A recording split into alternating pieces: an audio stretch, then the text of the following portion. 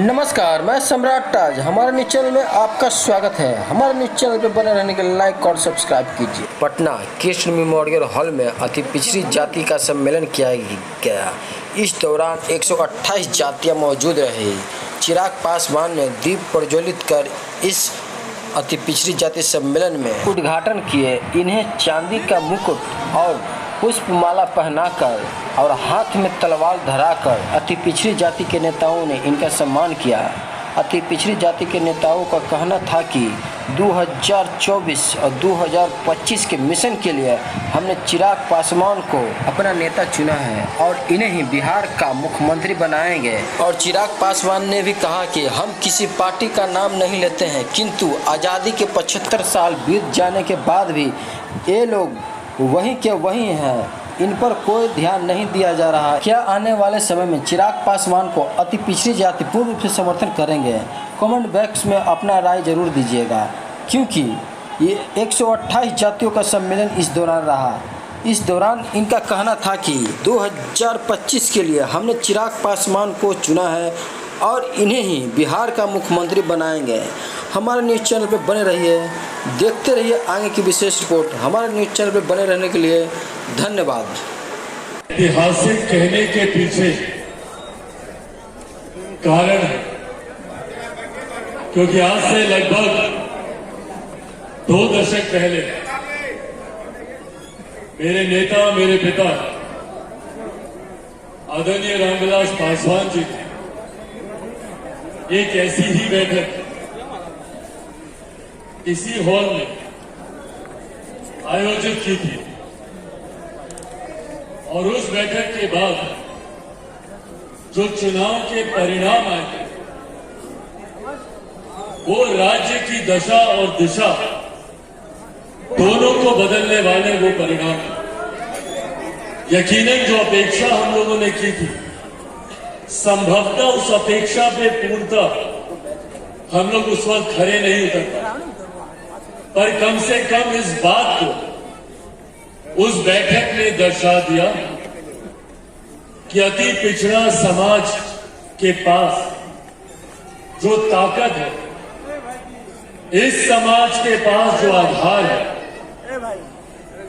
इस समाज के पास जो सत्ता को बदलने की चाबी है, ये ताकत संभवतः और किसी के पास नहीं है, वो सिर्फ और सिर्फ।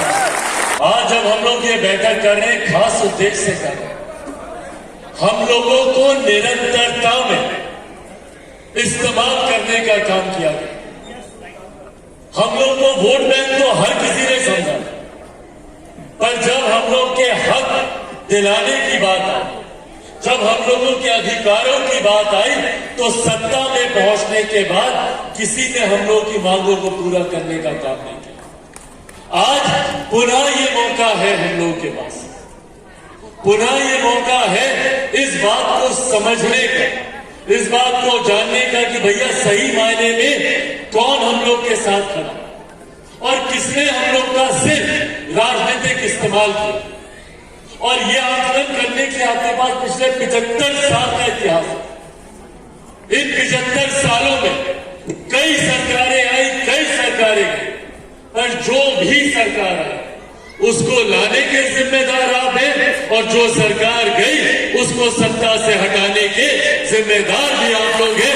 ये ताकत आपके पास। समझिए भैया, 36% लगभग 1/3 से ज्यादा जिसकी आबादी 1/3 से ज्यादा। सोचिए कितनी बड़ी ताकत है, सोचिए कितनी बड़ी शक्ति है। और इतनी बड़ी ताकत होने के बावजूद अगर आज हमारा समाज हाशिए पर बैठा है, तो इसके जिम्मेदार कौन है?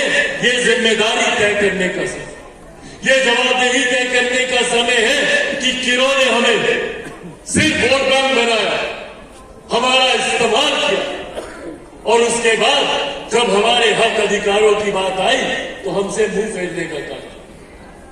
और हम लोगों ने ईमानदारी पूर्वक जिसके साथ रहे, मजबूती से उन पर विश्वास किया, मैं किसी राजनीतिक दल, किसी गठबंधन का यहाँ पे जिक्र नहीं करूंगा।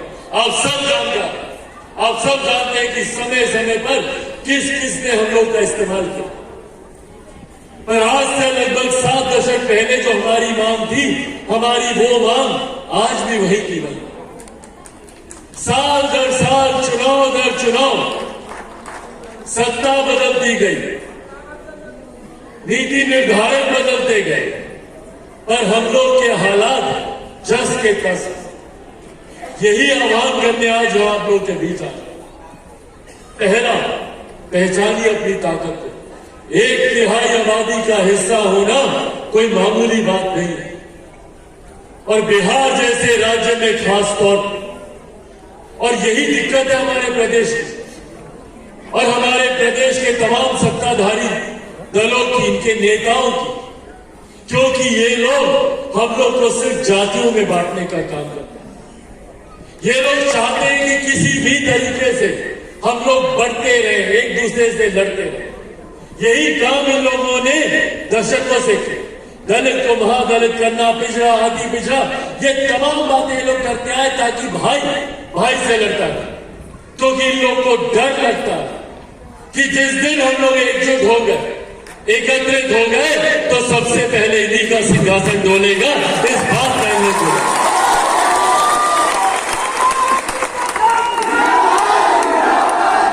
इसीलिए ये लोग जाति की तो बात करेंगे, पर जमात की बात नहीं करेंगे। ये लोग जातियों में हम लोग को बांटेंगे, भाई को भाई से अलग करेंगे, एक दूसरे के प्रति दुर्भावना पैदा करेंगे, पर जमात की बात नहीं करेंगे। कैसे हम लोग एकजुट रहे उसकी बात नहीं करेंगे। आज अति पिछड़ा वर्ग में लगभग 128 जातियां हैं। इन जातियों को अलग अलग किस तरीके से रखा, उसके लिए तमाम राजनीतिक षड्यंत्र इनके द्वारा रचे जाए। पर कैसे ये जमात एक साथ आकर ताकत बने, कैसे ये एक साथ आकर अपने हक अधिकारों की लड़ाई लड़े, उस दिशा में कोई भी राजनीतिक दल काम नहीं करना चाहिए। क्योंकि बढ़ी हुई ताकत इन लोगों को संतुष्टि देती है, इन लोगों के मन से भय को दूर करती है, इन लोगों को इस बात का एहसास दिलाती है कि भाई जब तक ये लोग बटे रहेंगे, अलग अलग वोट बैंक बनाकर इन लोग का लाभ हम लोग लेते रहेंगे। और लेते रहे भैया, लेते रहे। 90 का दशक हो या आज, उस वक्त भी मुख्यमंत्री जो भी बने आपकी वजह से बने। और पिछले 18 सालों से अगर मुख्यमंत्री नीतीश कुमार जी सत्ता के साथ चिपके हुए हैं, तो उसका श्रेय भी आप लोगों को जाता है। आपकी ताकत की वजह से वो वहां पर आज वहां पर बैठने के बाद क्या किया उन्होंने हम लोग को, ये सवाल हम लोगों को पूछने हैं। अब इन सवालों को पूछने ये समय है अपने हक अधिकार की मांग को पूरा करने का। आज जब हम लोग चुनाव की पूर्व संध्या पर बैठे, अगले साल लोकसभा के चुनाव, उसके साथ उसके तुरंत बाद बिहार में विधानसभा की चुनाव, और पुनः ये चुनाव निर्धारित करेंगे हम लोग के आने वाले 5 साल का भविष्य। और एक करके ना जाने कितने ऐसे 5 साल हम लोगों ने बर्बाद किया। नतीजा आज भी हम लोग वही के वही। सत्ता में भागीदारी की बात हो, शैक्षिक हम लोगों के आगे बढ़ने की बात, हम लोग के आर्थिक विकास की बात, आज भी हम लोग वही संघर्ष कर रहे हैं जो संभवतः हमारी पिछली पीढ़ी, उससे पिछली पीढ़ी, जो संघर्ष हमारी पिछली पीढ़ियों ने किया था, वही संघर्ष हम लोग भी आज कर। पर आज ये संकल्प लेकर जाने की जरूरत है कि संघर्ष पर पूर्ण विराम हम लोग लें। कम से कम अपने आने वाली पीढ़ी का भविष्य तो हम लोग बेहतर करें। जो संघर्ष हमारे पिता ने किया, हमारे दादा ने किया, परदादा ने किया, कम से कम ये पीढ़ी उस संघर्ष पर पूर्ण विराम लगाए ताकि आने वाली पीढ़ी हमारे बच्चों को उस दौर से ना गुजरना पड़े जिस दौर से हम लोग गुजरे। और ये तभी संभव है जब हम लोग एकजुट होकर, एकत्रित होकर सही मायनों में ऐसे लोगों को चुनकर भारत की संसद में, बिहार की विधानसभा में भेजेंगे जो हम लोगों के हक अधिकार की बात करें। और हम लोगों के हक अधिकार की बात हम ही लोगों के बीच में से निकला हुआ व्यक्ति ही कर सकता है, कोई दूसरा व्यक्ति नहीं करेगा। जब तक सत्ता में भागीदारी हम लोग नहीं हासिल करेंगे, हम लोगों के अधिकार कोई दूसरा हम लोग को नहीं देगा। और यही सोच मेरे नेता, मेरे पिता आदरणीय रामविलास पासवान जी की। उनको जब जब मौका मिला उन्होंने हर वो उचित प्रतिनिधित्व देने का उन्होंने प्रयास किया। समाज की ऐसी जातियों को भी प्रतिनिधित्व देने का उन्होंने कार्य किया जिनसे संभवतः राजनीति की दृष्टि से बहुत ज्यादा लाभ नहीं मिलता, संभवतः वोट बैंक की दृष्टि से लाभ नहीं मिलता, पर यह संकेत है कि समाज के वंचित वर्ग से आने वाले अंतिम पायदान पर भी खड़े हुए व्यक्ति को आगे बढ़ने का अवसर मिलना चाहिए, मौका मिलना चाहिए। ये सोच मेरे नेता की, उन्हीं का अंश, उन्हीं के संस्कार हैं। जिस सोच को मेरे नेता, मेरे पिता आगे लेकर जाना चाहते थे, समय ने उन्हें वो मौका नहीं दिया कि वो अपनी उस सोच को अपनी अंजाम तक वो पहुंचा सके। पर आज उन्हीं के परछाई के रूप में आप लोगों के सामने, और यह आगे आप लोगों से कहता है, यह आगे आप लोगों से कहता है कि सही मायनों में अब हम लोगों को ऐसे फैसले लेने हैं जो हमारे समाज को ताकत है। अति पिछड़ा वर्ग से आने वाले हर एक व्यक्ति, अति पिछड़ा वर्ग की हर एक जाति को सम्मान मिले, ये राजनीतिक फैसले हम लोग को लेने की जरूरत है। लोक जनशक्ति पार्टी रामविलास ने एक लंबा संघर्ष किया और संघर्ष आज भी कर रही है भैया। अगर लोक जनशक्ति पार्टी रामविलास को, चिराग पासवान को अगर सत्ता का लालच होता, सत्ता का सुख होता, तो मेरे पास कई ऐसे मौके थे जहां पर मैं गलत नीतियों के सामने नतमस्तक होता, समर्पण कर देता, तो मुझे संभवतः कई राजनीतिक लाभ मिलते। 2020 का चुनाव उदाहरण, 2020 के चुनाव में राह बहुत आसान थी अगर मुझे सिर्फ सत्ता तक पहुंचना था। मुख्यमंत्री नीतीश कुमार केंद्र सरकार में मंत्री हुए, पर अगर मैं ऐसा कर लेता तो उम्र भर कभी भी अपने पिता की तस्वीर के आगे पुष्पांजलि अर्पित नहीं कर पाता, इनसे कभी नजर नहीं मिलता।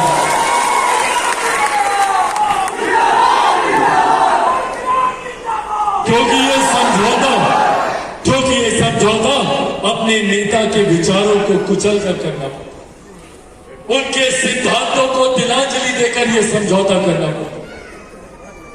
संघर्ष की राह चिराग पासवान ने खुद चुनी, और यह संघर्ष मेरे व्यक्तिगत स्वार्थ के लिए नहीं। आज इस मंच से भी कई लोगों ने, मेरे तमाम साथी जो मौजूद हैं, रह रहकर चिराग पासवान मुख्यमंत्री, ये तमाम बातें आपकी भावना का मैं सम्मान करता हूं, पर मेरी लड़ाई मुख्यमंत्री बनने को लेकर नहीं, मेरी लड़ाई सत्ता के सुख को लेकर नहीं, मेरी लड़ाई हर उस गरीब वंचित वर्ग से आने वाले मेरे भाई के लिए, मेरे अभिभावकों के लिए, जिनके पास आजादी के 75 साल के बाद आज भी खाने के लिए रोटी नहीं है, रहने के लिए मकान नहीं, जो आज भी ऐसी विपरीत परिस्थितियों में अपनी जिंदगी बिताने के लिए मजबूर है। हमारे समाज के युवा आज भी पलायन करने के लिए मजबूर है, दूसरे राज्य जाते हैं शिक्षा के लिए, रोजगार के लिए, वहां जाकर उन्हें अपमानित किया जाता, उन पर लाठियां चलाई जाती, बिहारी शब्द को गाली बना दिया गया, बिहारी बोलकर उन्हें गाली दी जाती। किसने हमारे प्रदेश की ये छवि बनाई? आज जो लोग सत्ता में बैठे, पूछिए इनसे भैया, जो लोग बोलते हैं कि हम लोग बिहार में विकास करेंगे, इतने रोजगार देंगे, इतने को काम देंगे, तो क्यों नहीं किया पिछले 33 सालों में आप लोगों? 33 साल कम नहीं होता। जैसे आप लोग एक तिहाई के लोग हो, जनता दल यूनाइटेड के लोग हो, यही लोग का सत्ता में रहे कांग्रेस, यही लोग का सत्ता में रहे। 90 के दशक से निरंतरता में इन लोग की सरकार है। और आज बिहार के हालात देख लीजिए, बुजुर्गों को, महिलाओं को आज भी दिल्ली जाना पड़ता है। एम्स के सामने हम लोग दिनों दिन तक लाइन लगाकर खड़े रहते हैं डॉक्टर से मिलने के। क्यों हमें ये सुख सुविधा हमारे प्रदेश में नहीं मिलती? क्यों आज भी हमारे बच्चों को कोटा जाना पड़ता है पढ़ाई करने के लिए, दूसरे राज्य जाते हैं शिक्षा तालीम हासिल करने के लिए? क्यों ये सुख सुविधा बिहार में नहीं मिलती? भैया, जब भारत एक साथ आजाद हुआ, भारत के तमाम प्रदेश एक साथ आजाद हुए, तो क्यों कहीं दिल्ली बंबई जैसे चमचमाते शहर बने और एक तरफ हमारा बिहार प्रदेश जो आजादी के 75 साल के बाद आज भी पिछड़ा प्रदेश कहलाता? आप दूसरे राज्यों में चले जाइए, मजाक बना के रख दिया है बिहार। दूसरे राज्यों में चले जाइए, लोग हंसते हैं हम लोगों को, बोलते हैं अच्छा उसी राज्य से ना जहां पुल हवा में गिर जाता है, जहां बाघ चूहे गुजर जाते हैं। ये छवि बना के रखी है हमारे प्रदेश में। और ऊपर से अपराध, आए दिन बिहार में हो रही हत्याएं, लूटमार, डकैती, हमारी बच्चियों को, छोटी छोटी बच्चियों के साथ दुष्कर्म करके उनके शव को नली नाले में फेंक दिया जाता है। महिलाओं के सम्मान की बात हो, बुजुर्गों के सम्मान की बात हो, आज ऐसी छवि प्रदेश में बना दी है कि कोई व्यक्ति दिन में घर से निकलता है तो शाम को जीवित घर लौटेगा कि नहीं, इस बात की कोई गारंटी नहीं। और तो और अब तो प्रशासन भी अलगाव हो गया। भाई, अगर आप अपराधी की गोली से नहीं मरेंगे तो मुख्यमंत्री नीतीश कुमार जी का प्रशासन तैयार रहता है आप लोगों को गोली से भूलने। बिहार जैसी घटना शर्मसार करती है हम लोग, हमारे प्रदेश के जिनको हम लोगों ने अपना रक्षक माना, आज वही हम लोगों पे गोली चला रहे। और मुख्यमंत्री नीतीश कुमार खामोश बैठे। प्रदेश के मुख्यमंत्री होने के साथ साथ वो हमारे प्रदेश के गृह मंत्री भी। बिहारियों पर गोली चलती है, वो खामोश रहते।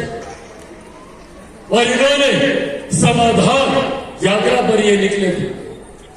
हर समस्या का समाधान मुख्यमंत्री जी की डिक्शनरी में सिर्फ लाठी और गोली से ही।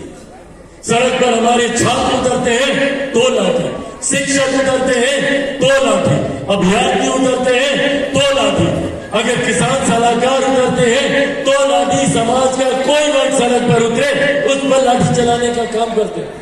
और इतने मात्र से अगर संतुष्टि नहीं तो अब गोली भी चलाने का काम करते हैं। क्या इसलिए इनको प्रदेश का मुख्यमंत्री बनाया गया था? मैं बनाया गया था शब्द का इस्तेमाल कर रहा, चुना नहीं गया था, क्योंकि हम लोगों ने इनको मुख्यमंत्री तो नहीं चुना था। आज भले ये किसी की कृपा पर मुख्यमंत्री बने, पर बिहार की जनता ने स्पष्ट मतदान किया था 2020 में। स्पष्ट था कि मुख्यमंत्री कोई भी हो, पर मुख्यमंत्री नीतीश कुमार जी होते तो आज ये तीसरे नंबर की पार्टी नहीं होती, आधे से ज्यादा इनके प्रत्याशी चुनाव नहीं है। पर आज भले ये किसी की कृपा पर ये मुख्यमंत्री बने हो, आज भले ये किसी की कृपा पर ये मुख्यमंत्री बने हो, पर हकीकत है कि मुख्यमंत्री बनने के बाद पिछले 18 सालों में अगर बिहार बदहाली की कगार पर गया तो उसका एक ही व्यक्ति जिम्मेदार है, वो है मुख्यमंत्री नीतीश कुमार। और ये सवाल आज हम लोग को पूछने की जरूरत है। आज भैया चिराग पासवान से इतना बैर क्यों चिराग पासवान से इतनी नफरत कि चिराग पासवान को मिटाने के लिए, चिराग पासवान की राजनीतिक हत्या करने के लिए साम दाम सारी चीजों का इस्तेमाल कर लिया गया। क्यों? क्या कसूर है भैया चिराग पासवान का? सिर्फ इतना ही कसूर है ना कि चिराग पासवान बिहार के युवाओं के बेहतर भविष्य की बात करता है, बिहार में ही बेहतर शिक्षा, बेहतर रोजगार, बेहतर स्वास्थ्य सेवाओं की बात करता है, बिहार के किसानों की बात करता है, बिहार के मजदूरों की बात करता है, महिलाओं की सुरक्षा की बात करता है, बुजुर्गों के सम्मान की बात करता है। यही कसूर है। इसके लिए चिराग पासवान को समाप्त करने के लिए हर षड्यंत्र यहां पे रचा गया। भाई चिराग पासवान के खिलाफ कोई कोर्ट कचहरी में मुकदमा नहीं है। बिहार को विकसित राज्य बनाने की नींव को स्थापित कर बिहार फर्स्ट बिहारी फर्स्ट एक ऐसा विजन डॉक्यूमेंट है जो इस बात को तय करता है कि कैसे बिहार के अलग अलग क्षेत्रों में काम करके बिहार को एक विकसित राज्य बनाया जा सकता है। कैसे यहाँ पे आईटी जॉब